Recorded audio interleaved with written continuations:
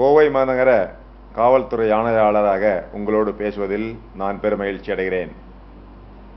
கோவை மாநகர காவல்துறை சுமார் 2700 போலீஸ் அதிகாரிகள் மற்றும் போலீஸ் காவலர்களை கொண்ட ஒரு திறமைமிக்க பாரம்பரியமுள்ள ஒரு காவல்துறை. சுமார் 20 லட்சம் மக்களுடைய உயிருக்கும் உடைமைக்கும் பாதுகாப்பு தரக்கூடிய ஒரு முக்கியமான துறை கோவை மாநகர காவல்துறை. 15 காவல் நிலையங்களை உள்ளடக்கிய இந்த காவல்துறை சட்டம் ஒழுங்கு, குற்றங்களை தடுப்பது, குற்றங்களை கண்டுபிடிப்பது, குற்றங்கள் மீது புலன் விசாரணை மேற்கொள்வது, போக்குவரத்தை சரி செய்கிறது, போக்குவரத்து விதிகளை மீறுவதல் மீது நடவடிக்கை எடுக்கக்கூடியது, 100க்கும் மேற்பட்ட சட்டங்களை அமல்படுத்துவது போன்ற உன்னதமான பணிகளை செய்து கொண்டிருக்கின்றார்கள். எல்லாத்துக்கும் மேலாக பொதுமக்கள் தரக்கூடிய புகார்கள் அதன் மீது உடனடி விசாரணை நடத்தி நடவடிக்கை எடுத்து நியாயம் வழங்குவதிலும் முனைப்பாக செயல்பட்டு கொண்டிருக்கின்றார்கள். அமைதியாக திகழும் கோவை மாநகரத்தில் காவல்துறையினருக்கு நீங்கள் முழு ஒத்துழைப்பு தர வேண்டும் என்று இந்த நேரத்தில் நான் கேட்டுக்கொள்கிறேன். போக்குவரத்து என்று சொல்லும்போது ஒவ்வொரு நாளும் வாகனங்கள் புதிதாக வந்து கொண்டிருக்கின்றன. சுமார் 10 லட்சத்துக்கும் மேற்பட்ட வாகனங்கள் இங்கே பதிவு செய்யப்பட்டிருக்கிறது. அதே மாதிரி லட்சக்கணக்கான வாகனங்கள் மற்ற இடங்களிலிருந்து கோவை நகருக்கு வந்து கொண்டிருக்கின்றன. ஆனால் கோவை நகரத்தில் இருக்கக்கூடிய சாலைகள் அதே அளவில் அதே அகலத்தில் தொடர்ந்து இருந்து கொண்டிருக்கிறது என்கிற போது போக்குவரத்து நெரிசல் வருவதற்கான நிறைய வாய்ப்பு இருக்கிறது. இருந்தாலும் உங்களுடைய வசதி சிறப்பாக இருக்க வேண்டும், உங்களுக்கு பொதுவான போக்குவரத்து சிறப்பு உங்களுக்கு இருக்க வேண்டும் என்பதற்காக போலீஸ் போக்குவரத்து காவலர்கள் மிகவும் சிரமப்பட்டு போக்குவரத்து விதிகளை நீங்கள் கடைபிடிக்க வேண்டும் என்று அமல்படுத்தி கொண்டிருக்கிறார்கள். மிக முக்கியமாக உயிரிழப்பு ஏற்படுவதற்கு நிறைய வாய்ப்புகள் உண்டு. சென்ற ஆண்டு மட்டும் போக்குவரத்து பிரிவில் வாகன விபத்துகள் மூலமாக 288 பேர் உயிரிழந்திருக்கின்றார்கள். எனவேதான் நாங்கள் உங்களிடத்தில் கேட்டுக்கொள்கிறோம், ஹெல்மெட் அணிந்து வாகனங்களை ஓட்டுங்கள். குறிப்பாக 2 சக்கர வாகனங்களை ஓட்டும்போது ஹெல்மெட் அணிந்து ஓட்டுங்கள் என்று கேட்டுக்கொள்கிறோம். அதே போல சைக்கிளில் செல்லக்கூடியவங்க, நடந்து போகக்கூடியவங்க பாதையில் செல்லும் போது கவனமாக செல்ல வேண்டும். ஏன் இதை மீண்டும் மீண்டும் குறிப்பிடுகிறேன் என்று சொன்னால், பாதையில் போக்குவரத்து இருக்கக்கூடிய பகுதிகளில் சாலை விபத்துகளில் அதிகமாக உயிரிழக்கக்கூடியது இந்த பாதசாரிகள், சைக்கிளில் செல்லக்கூடியவங்க, மோட்டார் சைக்கிளில் செல்லக்கூடியவங்க தான். எனவே நீங்கள் கவனமாக இருக்க வேண்டும் என்று நாங்கள் கேட்டுக்கொள்கிறோம். போக்குவரத்தை பொறுத்தவரையில் ரேஷ் அண்ட் நெக்லிஜென்ட் டிரைவிங், ரொம்ப கவனம் இல்லாமல் வாகனங்களை ஓட்டுறது, குடிபோதையில் வாகனங்களை ஓட்டுறது, அதிகமான வேகத்தில் வாகனங்களை ஓட்டுறது, இது போன்ற நடவடிக்கைகள் குற்றங்கள் என்பதை நீங்கள் புரிந்து கொண்டு வாகன சட்டங்களை கடைபிடிக்க வேண்டும், மதிக்க வேண்டும் என்று நாங்கள் கேட்டுக்கொள்கிறோம். ஒவ்வொரு காவல் நிலையத்திலையும் இப்போது நீங்கள் காவல் நிலையத்துக்கு வந்தால் உங்களை உபசரிக்கிறதற்காகவும் உங்களுடைய குறைகள் என்னதான் அப்படின்னு கேட்பதற்காகவும் ஒரு விசாரணை அதிகாரி, வரவேற்பு அதிகாரி நியமிக்கப்பட்டிருக்கிறார். இது ஒரு மகளிர் காவலர், பயிற்சி பெற்ற காவலர், படித்த காவலர். எனவே உங்களுடைய என்ன குறைகள் என்று சொன்னாலும் நீங்கள் அதை நேரடியாக அந்த காவல் நிலைய வரவேற்பு அதிகாரியிடத்தில் உங்களுடைய குறைகளை சொல்லலாம். அந்த குறைகளை அவங்க நிவர்த்தி செய்வதற்காக உங்களை காவல் நிலையத்தில் உள்ள காவல் நிலைய அதிகாரி, ஸ்டேஷன் ஹவுஸ் ஆஃபீஸர், அவரிடத்தில் அழைத்துச் செல்வார்கள்.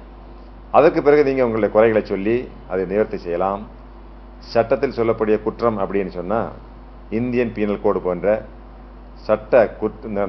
குற்றவியல் சட்டத்தில் சொல்லப்பட்ட குற்றங்கள் நிகழ்ந்தது அப்படின்னா அதற்கு எஃப்ஐஆர், முதல் தகவல் அறிக்கை பதிவு செய்யப்படும். அதனுடைய ஒரு நகல் உங்களுக்கு தரப்படும். ஒருவேளை எஃப்ஐஆர் காப்பி உங்களுக்கு கிடைக்கல அப்படின்னா நீங்கள் உடனடியாக அந்த காவல் நிலைய அதிகாரி இடத்தில் கேட்க வேண்டும். அவரும் தரல அப்படின்னா அங்கே இருக்கக்கூடிய அசிஸ்டன்ட் கமிஷனர் அவர்களிடத்தில் நீங்கள் முறையிட வேண்டும்.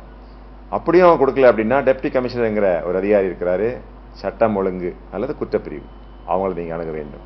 இதையும் மீறி உங்களுக்கு ஒரு எஃப்ஐஆர் கிடைக்கவில்லை என்று சொன்னால் நீங்கள் கமிஷன் அலுவலகத்திற்கு வந்து என்னையே நேரே சந்திக்க வேண்டும். உங்களுக்கு எஃப்ஐஆர் வழங்கப்படும். அது மட்டுமல்ல, உங்களுக்கு அநீதி விளைவித்த அதிகாரி மீது நடவடிக்கையும் எடுக்கப்படும். கோவை மாநகர என்பது மிகவும் அமைதியான ஒரு பகுதி. இந்த பகுதியில் குற்றங்கள் நடைபெறாமல் இருக்க வேண்டும் என்று நாங்கள் விரும்புகிறோம். குற்ற தடுப்பு நடவடிக்கைகளுக்கு தான் அதிகமான முக்கியத்துவம் கொடுக்குறோம். நீங்கள்லாம் இரவு நேரத்தில் தூங்கும்போது கோவை மாநகர காவல்துறை அதிகாரிகள், காவலர்கள், இதில் ஆண் காவலர்கள் உண்டு, பெண் காவலர்கள் உண்டு, இவங்கெல்லாம் தூங்காமல் இருப்பாங்க. ஒவ்வொரு நாள் சராசரி 60 போலீஸ் காவலர்கள் தூங்காமல் இருப்பாங்க. அவங்க தூங்காமல் இருக்கிறனால தான் நீங்கள் நிம்மதியாக தூங்க முடியும். குற்றத்தடுப்பு நடவடிக்கைக்கு அதிக முக்கியத்துவம் கொடுக்குறோம். எனவே குற்றம் புரியவர்களை பற்றி ஏதாவது தகவல்கள் இருந்தால் பொதுமக்கள் தொலைபேசி மூலமாகவோ, கடிதம் மூலமாகவோ, இல்லை மெயில் மூலமாகவோ இதே வெப்சைட்டில் நீங்கள் தகவல் எங்களுக்கு சொல்லலாம். உங்களது பெயரை சொல்ல வேண்டிய அவசியம் இல்லை. உங்களுடைய மற்ற விவரங்கள் கூட எங்களுக்கு தெரிய வேண்டிய அவசியம் இல்லை. தகவல் மட்டும் தெரிந்திருந்தால் போதும்.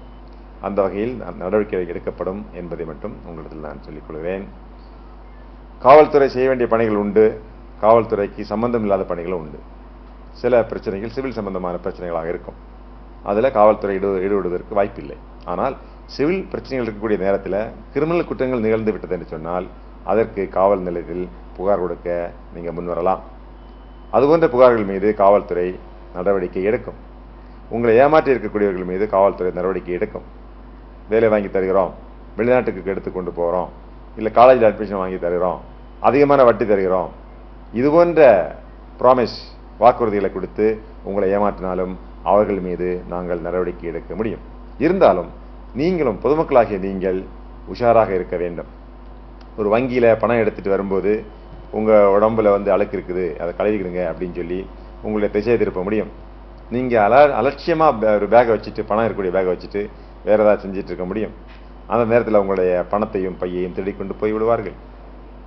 இதுபோன்ற நூதனமாக திருட்டு செய்ய வேண்டிய குற்றவாளிகள் நிறைய இருக்கிறாங்க. அதேமாதிரி நிறைய நகை பணத்தை வச்சு வீட்டில் பூட்டி வைக்கிறது ஒரு நல்ல நீங்கள் வங்கி லாக்கரில் உங்களுடைய நகைகளை வைத்திருக்க முடியும். இதுபோல் நீங்கள் பாதுகாப்பாக இருந்தால், முன்னெச்சரிக்கையாக இருந்தால் பெரும்பாலும் ஏமாற்றப்படுவதிலிருந்து தவிர்க்க. அதிகமான வட்டி தர்றோம், 1 லட்சம் ரூபா கொடுத்தீங்கன்னா ஒரு வருஷம் முடியும் போது உங்களுக்கு 50,000 கொடுக்குறோம் அப்படின்னு சொல்லும்போது அதை நம்பி ஏமாந்து விடாதீர்கள். எந்த கம்பெனிலையும் இது போன்ற அதிகமான வட்டி உங்களால் தர முடியாது. இப்படி ஏமாந்தவர்கள் லட்சக்கணக்காக இருக்கிறாங்க. ஒவ்வொரு வருஷமும் ஒரு கம்பெனி காவல்துறை கண்டுபிடிச்சி அவங்க மேலே நடவடிக்கை எடுக்கிறாங்க. அப்படி இருக்கும்போது நீங்கள் இது போன்ற ஏமாற்று வித்தகர்களிடத்தில் நீங்கள் சிக்கி ஏமாறக்கூடாது என்று ஒரு முன்னெச்சரிக்கையாக நாங்கள் கோவை மாநகர காவல்துறை சார்பாக உங்களை நான் கேட்டுக்கொள்கிறேன். காவல்துறை என்பது உங்களது நண்பன்.